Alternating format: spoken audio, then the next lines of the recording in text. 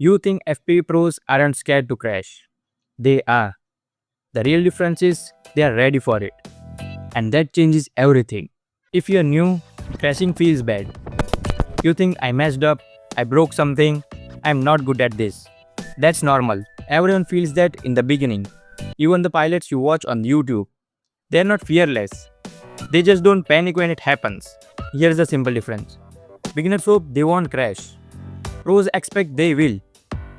They go out knowing something might go wrong today. So when it happens, it's not shocking, it's not emotional, it's just part of flying. They bring extra props.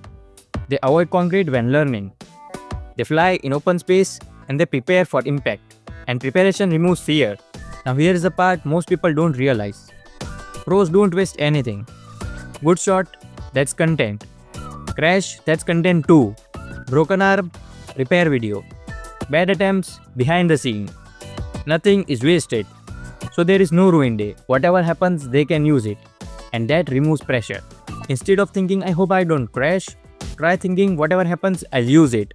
If you get the shot, great. If you crash, learn from it. If you broke something, fix it and film it.